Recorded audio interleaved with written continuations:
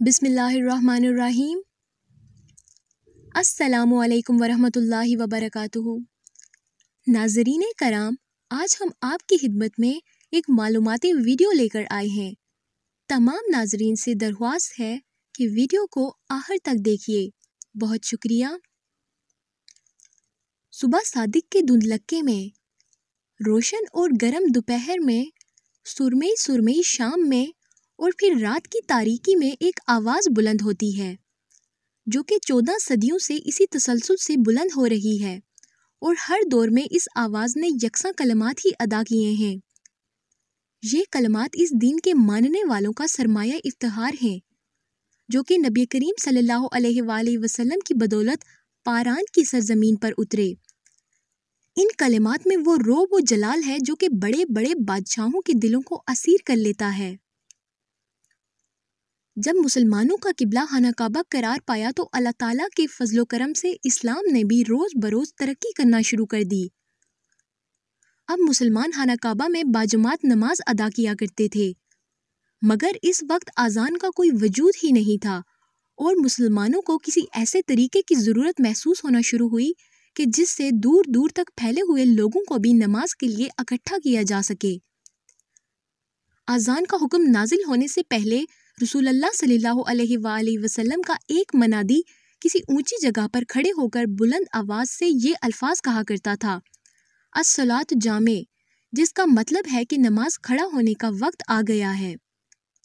یہ آواز سن کر لوگ نماز کے لیے مسجد میں جمع ہو جاتے تھے۔ اب یہ مسئلہ زور پکڑنے لگا کہ کوئی ایسا مکمل طریقہ ہونا چاہیے جس سے دور دراز کے لوگ بھی باجماعت نماز کا حصہ بن سکیں۔ اس بارے میں لوگوں نے مختلف رائے دیں۔ کچھ نے کہا کہ بغل بجانا چاہیے، بعض نے ناقوس بجانے کی صلاح دی، بعض نے کہا کہ کسی اونچی جگہ پر آگ جلا دینی چاہیے، مگر کسی بات پر بھی فیصلہ نہیں ہو سکا۔ ایک صحابی عبداللہ بن زید رضی اللہ تعالیٰ عنہ اسی فکر میں گھر پہنچے۔ گھر والوں نے آپ سے کھانے کو پوچھا، لیکن آپ نے انکار کر دیا اور کہا کہ رسول اللہ صلی اللہ علیہ وآلہ وسلم کو نماز کے لیے لوگوں کو بلانے کے مسئلے نے پریشان کر رکھا ہے۔ میں جب تک اس مسئلے کا کوئی حل نہیں نکال لوں گا، میں کھانا نہیں کھاؤں گا۔ آپ رضی اللہ تعالیٰ عنہ اسی فکر میں تھے کہ نیند نے آپ کو آ لیا۔ رات کو سوتے میں آپ نے اذان کے الفاظ سنے۔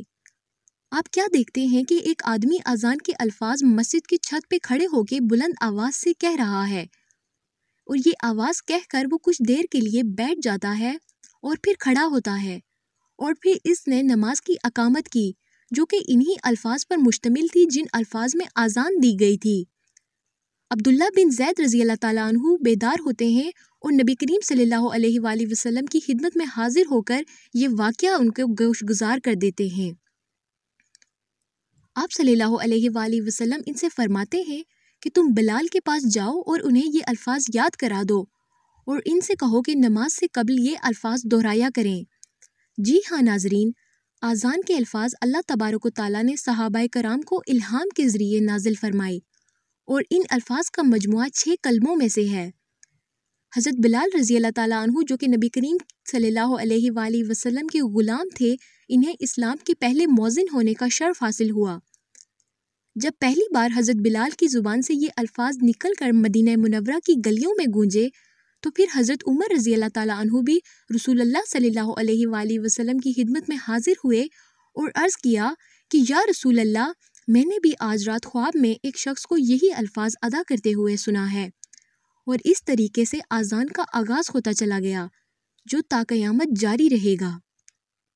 حضرت بلال رضی اللہ تعالیٰ عنہ کو مؤذن کے مرتبے نے سید کر دیا تھا، اور آپ سیدنا بلال رضی اللہ تعالیٰ عنہ کہلانے لگے۔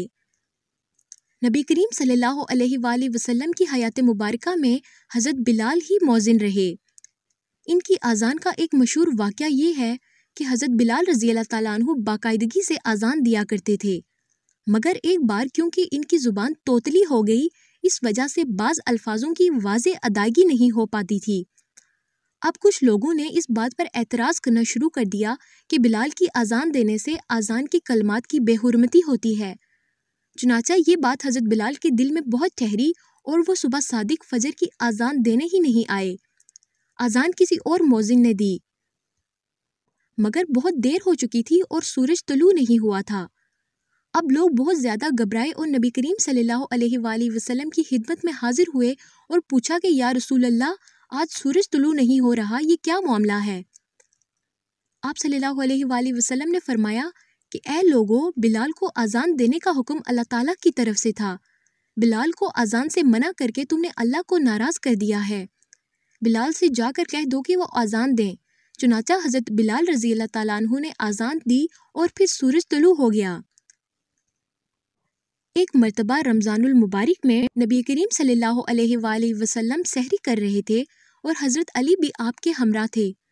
حضرت بلال رضی اللہ تعالیٰ عنہ آپ صلی اللہ علیہ وآلہ وسلم کی خدمت میں حاضر ہوئے اور فرمایا یا رسول اللہ، اب آپ کھانا کھانا بند کر دیجئے، میں اذان دینے جا رہا ہوں۔ یہ کہہ کر آپ باہر آئے۔ حضرت بلال رضی اللہ تعالیٰ عنہ ایک انصاری خاتون کی چھت پر کھڑے ہو کر اذان دیا کرتے تھے۔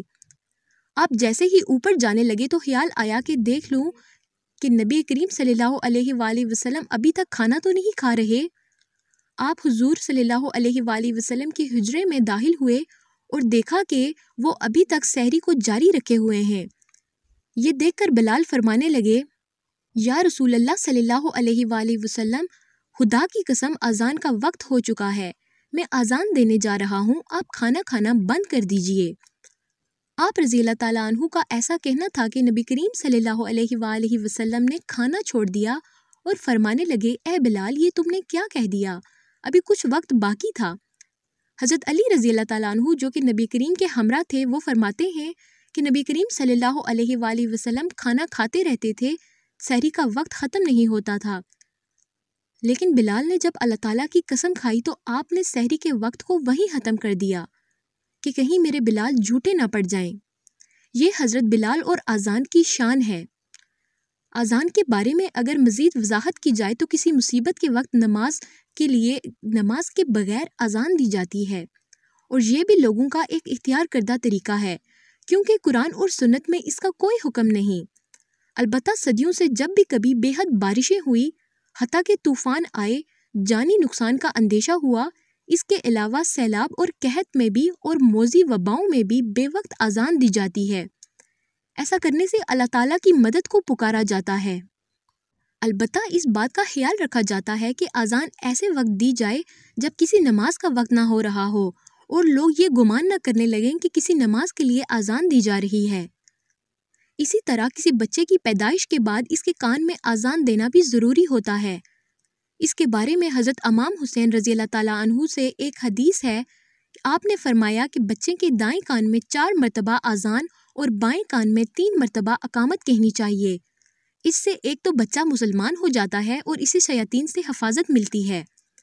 سب سے بڑھ کر حضرت امام حسین رضی اللہ تعالیٰ عنہ نے فرمایا کہ بچے کو ایک ایسی بیماری بھی نہیں ہوتی جس میں جسم سوکھ جاتا ہے۔ میں امید کرتی ہوں کہ ہماری آج کی ویڈیو آپ کو پسند آئی ہوگی۔ پسند آنے کی صورت میں لائک کیجئے اور شیئر ضرور کیجئے۔ بہت شکریہ۔ اللہ نگہبان۔